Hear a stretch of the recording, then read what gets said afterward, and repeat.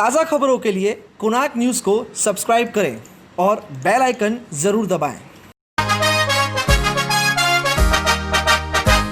अपना शहर, अपनी बातें, अपना शहर, अपनी बातें, सुबह शाम हर रोज आपके लिए लाते, हम आपके लिए लाते।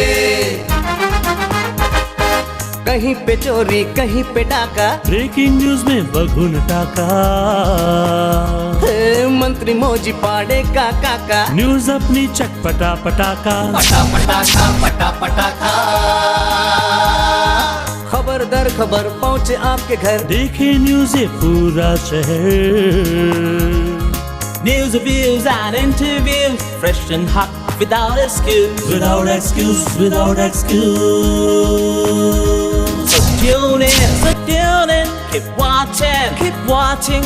पूरे शहर की बातें, अपना शहर, अपनी बातें, अपना शहर, अपनी बातें, सुबह शाम हर रोज आपके लिए लाते, हम आपके लिए लाते।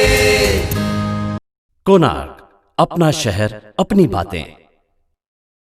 हेलो, सलाम, सत श्री अकाल, नमस्कार। कोणार्क न्यूज अपना शहर अपनी बातें में आपका स्वागत है।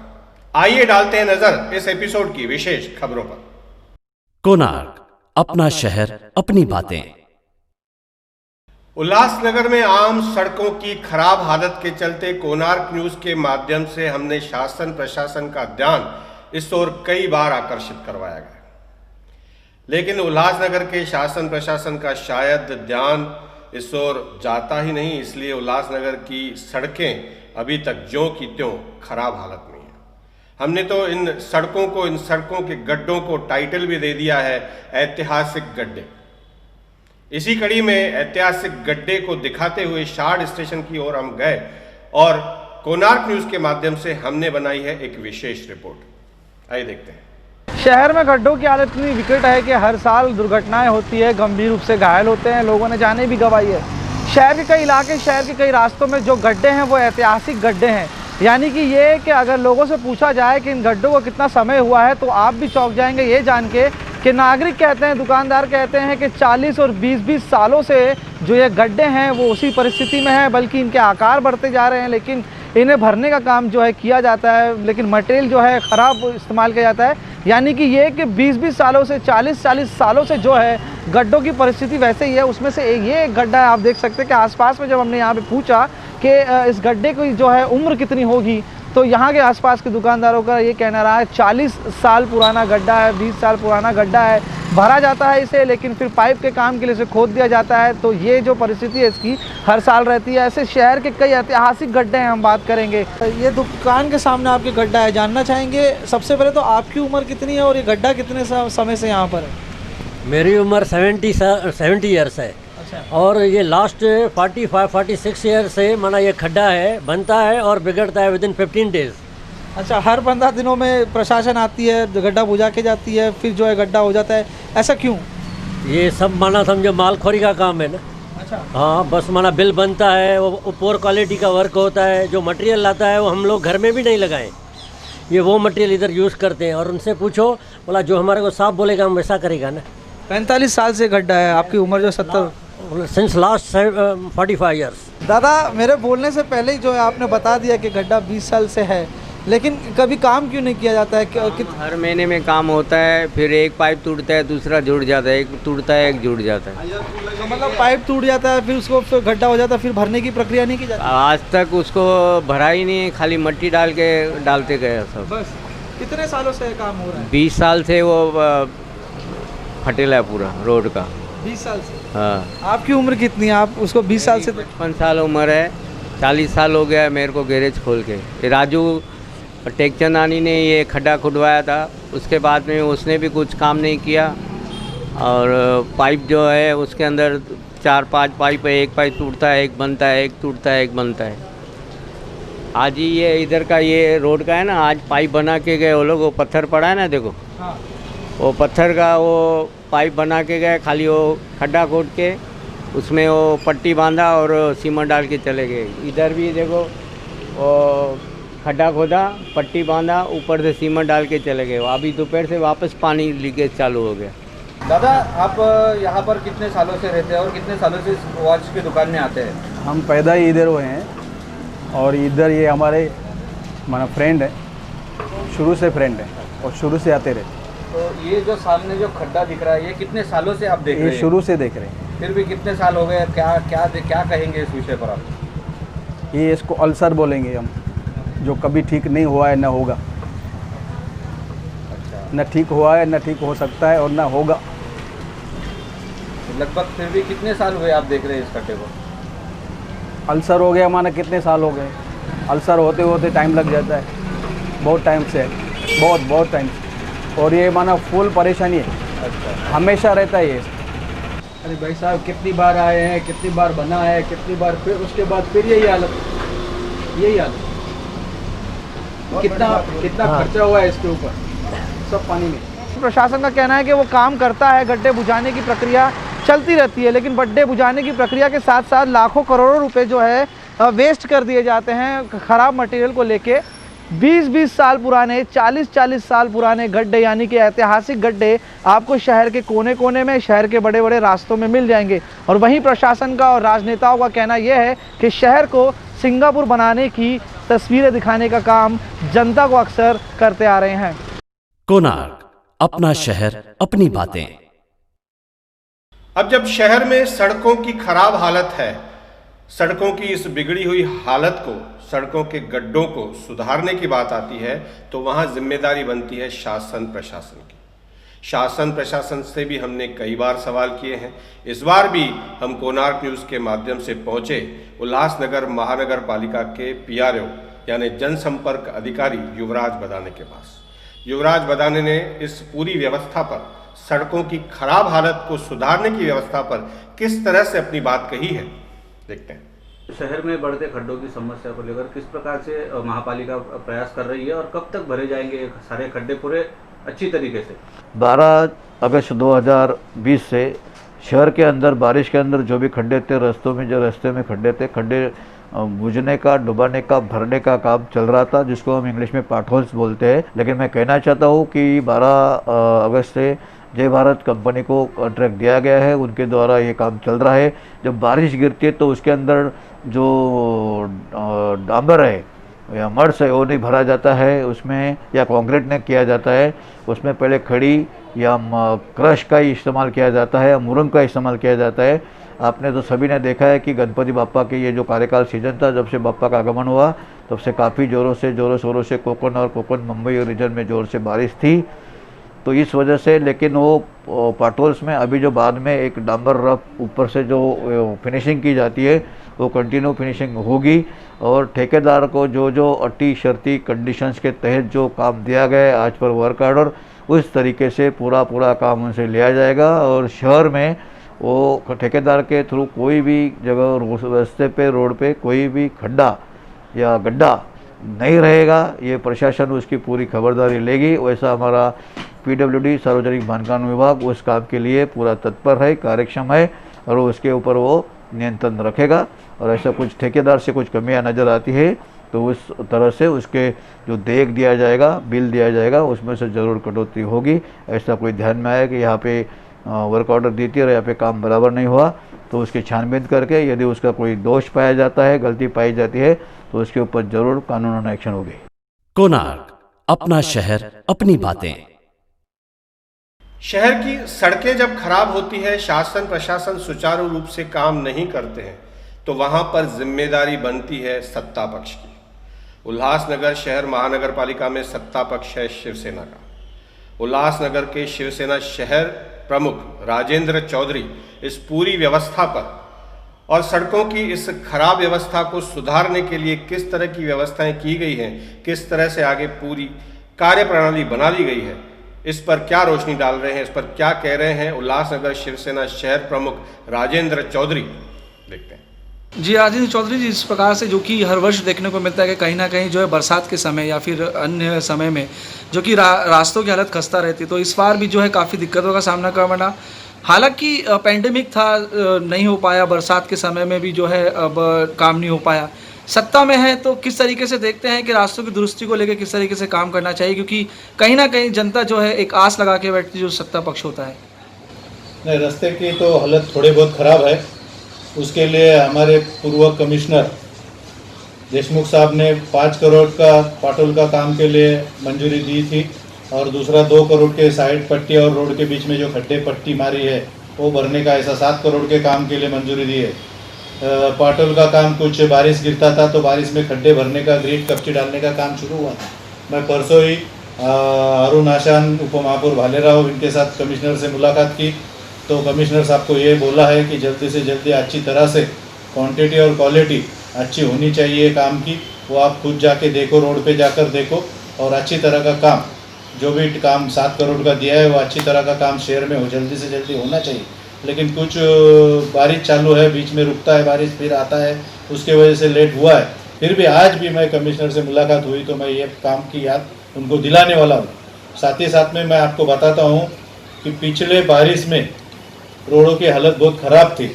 अब मैं एग्जांपल आपको बताऊँ तो पवई से लेके शांति नगर वाले रोड की हालत ख़राब थी, टर्निंग पॉइंट से लेके गोल मैदान वाला रोड की हालत ख़राब थी, खुद आमदार के कार्यालय के सामने के रोड की हालत ख़राब थी, राहुल शूज के इधर जाने वाला रोड ख़राब था, ये तुम्हारा 4 नंबर ऊटी लाल चक्की के तरफ ख़राब था, उधर MMRD से सीमेंट कंक्रीट का रोड बनाया गया है और कई जगह रोड की हालत ख़राब थी। लेकिन पिछले टाइम में हमारी सत्ता आने के बाद जो हमने रोड का क्वालिटी और क्वांटिटी का काम किया है उसके वजह से पिछले साल के ज़्यादा ये साल में बारिश गिरने के बाद भी रोड किधर भी ख़राब हुए नहीं। आप टर्निंग पॉइंट का रोड देख सकते या आप वो कल आमदार जो है कुमार आइलानी उनके कार्यालय के सामने का रोड देख सकते हैं। ऐसी क्वालिटी क्वांटिटी का काम करने का हमने प्रयास किया, हमारी सत्ता ने प्रयास किया, उस वक्त के कमिश्नर ने प्रयास किया। वही क्वालिटी क्वांटिटी देखने का काम ये कमिश्नर करेंगे और वो कमिश्नर ये अभी 7 करोड़ का काम अगर होता है तो पिछले बारिश में रोड खराब हो गया, ऐसा खराब नहीं हो गए, ऐसा मैं उम्मीद रख के कमिश्नर के ऊपर बैठा हूँ और कमिश्नर वैसा अच्छा काम अच्छा तरीके से अच्छा क्वालिटी का काम करके लेंगे, ऐसा मुझे विश्वास है। कोणार्क, अपना शहर अपनी बातें। उल्लासनगर 3 के सी ब्लॉक डॉल्फिन रोड पर इंडस्ट्रियल एरिया में पानी की बहुत किल्लत थी। जब गुहार लगाई गई तो वहां पर पानी की नई पाइपलाइन का उद्घाटन हुआ। बता दें कि कुमार एलानी के प्रयासों से 10 सितंबर के दिन इस पानी की नई पाइपलाइन का उद्घाटन हुआ है। वहां के व्यापारी, इंडस्ट्रियल एरिया के सारे व्यापारी इस पर क्या अपनी क्रिया प्रतिक्रिया दे रहे हैं, देखते हैं। बहुत दिनों से डॉल्फिन वाले रोड पर वाटर पानी की लाइन का बहुत ही ज़्यादा तकलीफ था। यहाँ पानी का लाइन बंद हो गया था, बहुत सालों से कुछ सुनवाई नहीं हो रही थी। आज आमदार श्री कुमार एलानी की तरफ से आज भूमि पूजन हुआ, यहाँ से भी काम चालू होगा। हम बहुत ही शुक्रगुजार हैं और बहुत खुश हैं उनकी तरफ से। ये सीट ब्लॉक रोड पे अभी इंडस्ट्री जोन है, अभी कितना ऐसी जब से चालू हुआ है तभी इंडस्ट्री जोन है, मगर इधर पाइप का लाइन ही नहीं था इस साइड पे। तो आज कुमार एलानी के ये माध्यम से हमको ये लाइन का आज उद्घाटन किया है, तो सबका भूमि पूजन है। तो हम सब व्यापारी मंडल इधर जो सी ब्लॉक रोड वाले सब इकट्ठा होकर उसको सम्मान किया ना, हमको एकदम खुश है कि जब ये इतना साल से जब से चालू हुआ तभी से लाइन है ही नहीं, तो आज पानी का लाइन का हुआ, भूमि पूजन हुआ, उससे लेके हम सब खुश हैं और हम सब राजी हैं। कोणार्क, अपना शहर अपनी बातें।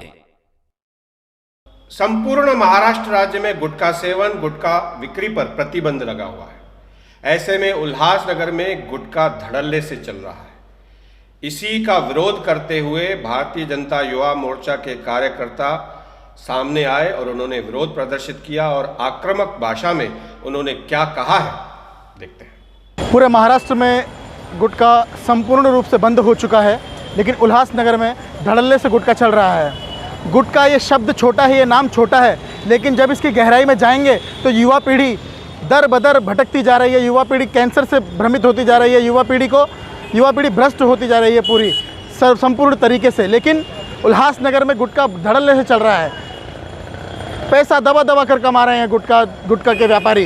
लेकिन हम भारतीय जनता युवा मोर्चा द्वारा आज 2 नंबर में गुटखा हमने पकड़ा, गुटखा हमने फाड़ कर अपना विरोध प्रदर्शन किया। उल्लासनगर में गुटखा धड़ल्ले से चल रहा है और हम भारतीय जनता युवा मोर्चा वाले सभी गुटखा व्यापारियों को एक बात कहना चाहेंगे कि आप ये गुटखे का धंधा बंद कर दीजिए, नहीं तो हमें जहाँ भी ये गुटखे के पैकेट्स आपके यहाँ पर मिलेंगे, हम वो पैकेट्स फाड़ कर रोडों पर फेंक देंगे, क्योंकि ये पूरे महाराष्ट्र में बंद हो चुके हैं। युवा पीढ़ी को ख़राब करने का काम चल रहा है ये उल्लासनगर में। जल्द से जल्द गुटखा व्यापारियों पर कार्रवाई हो, नहीं तो भारतीय जनता पार्टी युवा मोर्चा अपने स्टाइल में काम करेगी और जिस प्रकार से आज हमने 2 नंबर में गुटखा फाड़ कर रोडों पर फेंक दिया है, उसी प्रकार हम आगे भी काम करेंगे। सबसे पहले मैं उल्लासनगर के हर एक व्यक्ति, हर एक सिटीज़न को सिर्फ इतना ही कहना चाहूँगा कि भाइयों, ये मुद्दा बहुत गंभीर है, इस मुद्दे को सीरियसली तरीके से हमें लेना पड़ेगा। हमारी युवा पीढ़ी बर्बाद हो रही है और सभी सिटीज़न को मैं इतना कहना चाहूँगा कि आपके आजू बाजू में कहीं भी अवैध रूप से गुटखा कोई बेच रहा है तो सबसे पहले पुलिस में कंप्लेंट करें। अगर वहाँ पर आपकी नहीं सुनी जाती तो हमें बताइए। कोणार्क, अपना शहर, अपनी बातें। उल्लासनगर शहर में धोखादायक इमारतों की समस्या ज्यों की त्यों बनी हुई है, कोई समाधान इन दिनों दिख नहीं रहा। ऐसे में उल्लासनगर 4 के शिव गंगा अपार्टमेंट, जो कि धोखादायक बिल्डिंग घोषित की गई थी, और वहां के रहवासी किस तरह से अपनी समस्याएं, अपनी शिकायत कोणार्क न्यूज़ के माध्यम से बता रहे हैं, किस तरह से शिव गंगा के निवासी अभी तक बेघर हैं और किस तरह से अपनी समस्या, अपने दुख को जनता के सामने, शासन प्रशासन के सामने प्रकट कर रहे हैं। देखते हैं। शहर में धोखादायक इमारतों की यदि बात करेंगे तो लगातार हादसे होते आए हैं, कई लोगों ने जानें भी गंवाई है, लेकिन जिस तरीके से जो कि हालात है उसका कोई ना कोई एक सटीक निकाल नहीं निकल पाता। ऐसे में कई शहर की धोखादायक इमारतें जिन्हें खाली कराया गया है और किसी भी वक्त वो इमारत गिर भी सकती है, लेकिन प्रशासन द्वारा जो है कहीं ना कहीं कार्रवाई में जो है देरी देखने को मिलती है। ऐसे में पेंडेमिक चला और पेंडेमिक के दौरान जो है किसी भी तरीके की डेमोलेशंस पे जो है रोक लगाई गई है। लेकिन ऐसे में ही उल्लासनगर कैंप क्रमांक 4 के इस शिव गंगा अपार्टमेंट की काफ़ी चर्चा की जा रही है। हाल ही में आपने सोशल मीडिया में देखा था, सुना भी होगा कि जिस तरीके से यहाँ पर 3 साल से इस बिल्डिंग को खाली कराया गया, तो यहाँ पे जो मलबे हैं वो गिरते रहते हैं और हाल ही में भी जो है फिर से मलबे गिरने की घटना सामने आई थी। आसपास के नागरिकों के अंदर अब इस तरीके की दहशत है कि किसी भी वक्त ये बिल्डिंग जो है यहाँ से ढह सकती है। प्रशासन द्वारा आप देख सकते हैं कि मलबा गिरने के बाद इस रास्ते को जो है बंद किया गया है, ताकि अगर अचानक कुछ हादसा होता है तो यहाँ पर कोई आना जाना लोगों का ना हो और बड़ी दुर्घटना से लोग बच सकें। लेकिन वहीं पे सवाल अब ये उठता है कि आसपास में जो रहने वाले नागरिक हैं उन्हें दिक्कतों का सामना करना पड़ रहा है। उन्हें जो है प्रशासन द्वारा कहा गया है कि किसी भी वक्त ये इमारत जो है ढह सकती है और इसके बचाव के लिए जो है आप यहाँ से जो है जो रहते हैं आसपास में वो कहीं और जो है अपना रहने का बंदोबस्त करें। ऐसे मैंने नोटिस भी दिया है प्रशासन से, लगातार आसपास के रहवासी मिलके भी आ चुके हैं। कमिश्नर साहब का भी ये कहना रहा है कि 2 ऑप्शन जो है दिए गए हैं। वो जानना चाहेंगे कि कमिश्नर से जब आपने मुलाकात की थी तो किस तरीके की बातचीत हुई, कमिश्नर सर ने क्या कहा आपको? जी, हम जब गए थे कमिश्नर सर के पास तो उन्होंने हमें 2 ऑप्शन दिए। एक तो ये जो बिल्डिंग है इसके जो 41 फ्लैट धारक है उनसे आप नो ऑब्जेक्शन का सर्टिफिकेट लेके आओ, जो कि उनसे पॉसिबल नहीं हुआ 3 साल में या 2.5 साल में, हम कहाँ से लेके आए। दूसरी बात उन्होंने कही कि कोर्ट में हम केस डाल दें। अभी इतने केसेस पड़े हैं, हमारा ये केस कब लिया जाएगा? हमको इतनी प्रॉब्लम हो रही है यहाँ पे कि हमको ऑन द स्पॉट घर से 30 अगस्त को निकाला गया, ना हमको कोई ऑप्शन दिया गया। उस दिन बोला गया न्यूज़ में कि आज संडे है, इसके लिए आज कुछ नहीं हो सकता, मंडे को सरकार इसके लिए फैसला लेगी या सोचेगी। आज मंडे के पास 11वां दिन है। उसके बाद हम गए थे शेखर यादव के पास, उन्होंने हमें 2 दिन का टाइम दिया। 2 दिन के बाद ना उन्होंने हमसे कांटेक्ट किया, हम बार बार जा रहे, हमको कोई रिस्पांस नहीं दिया। हम कमिश्नर के पास गए, जो अभी 2 ऑप्शन बताए उन्होंने हमको वो ऑप्शन दिए, और जो गवर्नमेंट में रहता है हमेशा जो बोलते हैं वही हमको आंसर चिपका है उन्होंने। अभी जो उनको पॉसिबल नहीं हुआ हमें कैसे पॉसिबल होगा? उसके बाद हम गए असिस्टेंट कमिश्नर के पास, जिन्होंने दूसरे ही दिन 31 अगस्त को बाहर हमारे घर के यहाँ पे नोटिस लगा दिया कि ये जो बिल्डिंग है ये धोखादायक है, तो जो भी आपके पास प्रेशियस थिंग है घर में वो लेके आप बाहर निकलो, यहाँ पे मत रहो, ठीक है। उसके बाद हमको बोला गया कि मंडे तक वेट करो, मंडे बिल्डिंग वाले आएंगे और जो भी बात होगी हम आपको बताएंगे, 4 दिन में फैसला हो जाएगा जो भी है। मंडे का कल गया, हम कल गए थे उनसे मिलने के लिए, ट्यूसडे को जो हमें बुलाया था। कल उन्होंने इतनी बुरी तरह से हमको बेइज्जत करके निकाला कि इसके लिए 1 वीक लग सकता है, 1 हफ्ता या तो फिर 1 महीना लग सकता है, 1 साल निकल सकता है। लेकिन ये पैंडेमिक के केस में हम लोग कहाँ पे जाएंगे? हमारे घर में 9 लोग हैं, 9 लोग को और बाहर की इधर जा नहीं सकते। उन्होंने एक ऑप्शन बताया हमको, जैसे कि कोविड के स्कूल में जाके आपकी व्यवस्था की जा सकती है। अगर ये डिमोलिश करने के लिए ले तो हम कहीं पे उतने दिन के लिए शिफ्ट हो सकते हैं। अगर 2 साल से कुछ नहीं हो रहा है तो हम कहाँ पे रहेंगे, क्या करेंगे? हम लोग के घर में छोटे छोटे बच्चे हैं, तो कोई समझ नहीं रहा है। और गवर्नमेंट प्रशासन भी हम लोग को सिर्फ यहाँ से वहाँ, वहाँ से यहाँ सिर्फ वादे ही दे रहा है। और हम इतने परेशान हैं कि अभी हम लोग के यहाँ पे ऊपर चोरी हो गया है। तो इस केस में हम क्या करें? हमको हेल्प चाहिए जिससे हम अपने घर में जल्दी से जल्दी आ सके। दिक्कतें क्या है प्रशासन? कहाँ रहते हैं? ये क्या यही मकान है हमारा, वही है। वो लोग ने बोला रविवार के दिन आए तो वो बोले खाली करो। हमने खाना पीना छोड़ के खाली कपड़ा पहन के वही के बाहर निकले। अभी 10-11 दिन हो गए। वो कभी कुछ, अभी उनका भी, हम लोग का हमारा खुद का मकान है। हम अभी वो लोग सब अच्छे से रहते। वो लोग ने सोचना चाहिए था, कुछ ना कुछ करना चाहिए। हमने कभी उनका देखा भी नहीं, कोई रहता है कोई नहीं, वो हमको पता नहीं। लेकिन हम ये पीछे वाले रहते हैं, सब हमारा ये गवर्नमेंट का हमारा मकान है। हमने बनाया संसार इतना 40 साल, हमने अभी 36-37 साल हो गए इधर रहते। हमको कुछ तकलीफ नहीं। ये लोग आए वैसा ये चालू है। अभी 2 साल से ऐसा चल रहा है। अभी 6 महीना हुआ ना, एक आदमी निकल गया। हम अभी चोरी होता है, क्या होता है? अभी देखो सुबह एक घर पे कुछ बर्तन गैस लेके गया, वो आज चोरी हो गया। अभी क्या करे? वो लोग नहीं समझते, आते ही नहीं, देखने के भी नहीं आते। फिर क्या करें? अभी इतना 8 लोग किधर जाएगा, किधर कौन से कोविड में रह गया बच्चे लोग लेके। ये बिल्डिंग में बहुत सारे गलत काम हो रहे हैं। लड़के लड़कियां आ रहे हैं और नशे ही पत्ते ये सब हो रहे हैं। यहाँ पे चोरियाँ हो रही हैं और ये रोड पूरा ब्लॉक कर दिया है। यहाँ पे आए दिन एक्सीडेंट हो रहे हैं। और अगर हम जाके रहें भी तो लाइट पानी दोनों कट कर दिए हैं। उनको बोला लाइट और ये कनेक्शन जो है काटा गया है। काटा गया है, तो हम जाके कैसे रहें बिना लाइट के? और हम ठीक है जाके रहें भी, बिल्डिंग गिर गई तो इसका जिम्मेदार कौन है? कौन हमको ये हर्जाना पूरा भर के देगा? 2 साल से अभी तक कोई लोग ने, बिल्डिंग वालों ने कोई डिसीजन नहीं लिया। हम लोग कमिश्नर के पास गया, कमिश्नर बोला कि आपको 10 दिन के अंदर डिसीजन मिल जाएगा। 10 दिन के आज 12 दिन 15 दिन हो गए, कोई डिसीजन नहीं। महापौर के पास गए, महापौर भी कोई डिसीजन नहीं ले रहा है। अपने नगर सेवकों के पास गया, नगर सेवक नहीं। अपने भरत गंगोत्री के पास गया, उन्होंने भी कोई डिसीजन अभी तक, बोलते बस 2 दिन 3 दिन लगेगा, हो जाएगा डिसीजन। आप लोग थोड़ा धैर्य रखो। हम लोग कितना धैर्य रखिए? आज बिल्डिंग के बाजू में जो फ्लैट है जगह, उस वजह से गैस सिलेंडर, लैपटॉप, घर के बर्तन सब चोरी हो गया। पुलिस स्टेशन में कंप्लेन कराई है तो वो पुलिस वाले बोलते आप लोग सेफ्टी डोर लगा के रखो या कोई वॉचमैन रखो। हम लोग कितना गश्त लगाएंगे? हम लोग इतना अंदर जाके गश्त नहीं लगा पाएंगे। तभी ये हम लोग को महापौर प्लस कमिश्नर से भी ये आए कि ये जल्द से जल्द इस बिल्डिंग को तोड़वाएं, नहीं तो हम लोग अनशन में बैठेंगे अभी हम लोग। तो कल जैसे कि इन लोगों ने हम जहाँ ऑफिस में गए थे, म्यूनसिपैलिटी ऑफिस में, तो उन्होंने हमको कहा कि हमने आपको थोड़ी ना घर से निकाला है, आप घर पे जाके रहो, लाइट और सब कनेक्शन करवा लो। अभी हम यहाँ से सब गिर रहा है, अभी हम आके रहे हैं तो हमारे लाइफ का रिस्पॉन्सिबल कौन है? अगर नहीं रह रहे हैं तो चोरियाँ हो रही है, चोरी हो रही है। तो जैसे आज उन्होंने बोला कि वॉचमैन रखो, इतना पेंडेमिक का सिचुएशन है, अर्निंग सबका बंद था। वॉचमैन रखें कि हम कमाएं, वॉचमैन को दें कि हम खुद खाएं। इवन सबके घर में बच्चे हैं, बड़े हैं, वो हमको बोल रहे हैं कि कोरोना के स्कूल में चले जाओ। वहाँ जाके हमको कोविड हो गया तो उसके लिए कौन रिस्पॉन्सिबल है? ना ही ये बिल्डिंग वाले कुछ कर रहे हैं। आजकल सब बच्चे हैं जो उनके स्टडीज़ भी ऑनलाइन चल रहे हैं। अगर वो अपने घर से रीलोकेट हो रहे हैं, वाईफाई लोगों के अपने घर में लगे हुए हैं कहीं और, वहाँ पे वो फैसिलिटी थोड़ी ना मिलेगी। हेल्थ का नुकसान, और इधर हम म्यूनसिपालिटी के चक्कर लगा रहे हैं। तो जो अर्निंग पीपल हैं वो काम पे जाएं कि म्यूनसिपालिटी के चक्कर लगाएं? हमारी लाइफ को तो डेंजर है ही, इधर से भी डेंजर है, उधर से भी डेंजर है। और सिर्फ चोरियाँ ही होती रहेंगी और इधर तो कुछ एक्शन लिया ही नहीं जा रहा है। तो हम करें तो करें क्या, कहाँ जाएं? कोणार्क, अपना शहर, अपनी बातें। धोखादायक इमारत शिवगंगा के विषय में शासन प्रशासन की ओर से उल्लासनगर महानगर पालिका के सहायक आयुक्त गणेश शिंपी जी का क्या कहना है, देखते हैं। सर, शिवगंगा अपार्टमेंटच्या रहिवाशांना काय नोटीस दिलेली की बिल्डिंग खाली करण्यात आलेली आहे, काय प्रकरण आहे पूर्ण?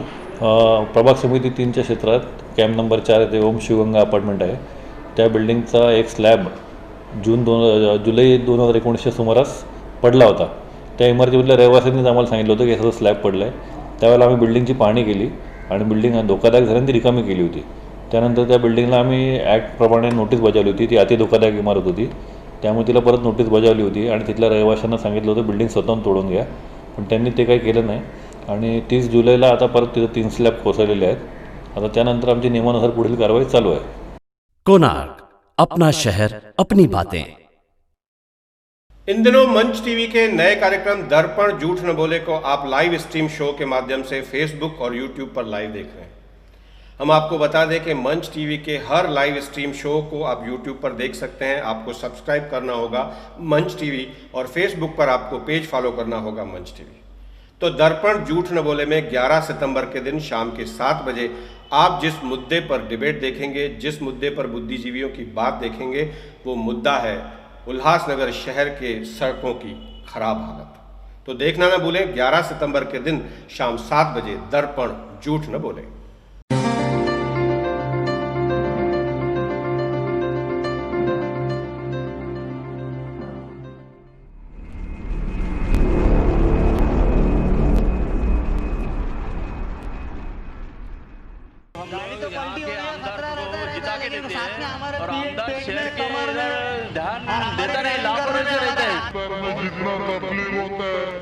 कम से कम रोज 2-3 मरते ही है.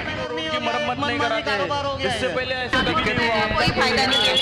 आम पब्लिक को क्या तकलीफ है? ये आमदार आलिशान गाड़ी में घूमता है. बहुत पानी अभी भी.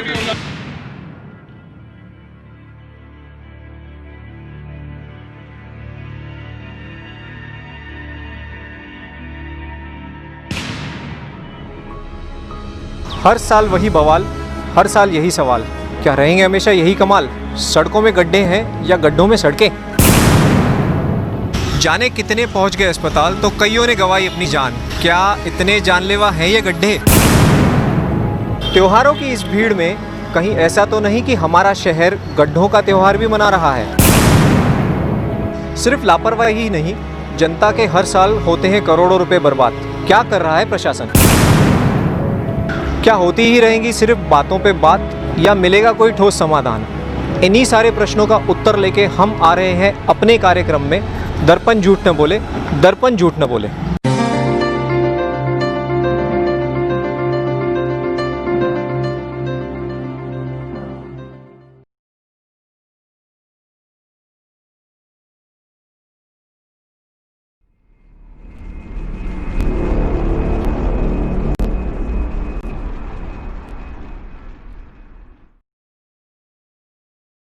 कोणार्क अपना शहर अपनी बातें.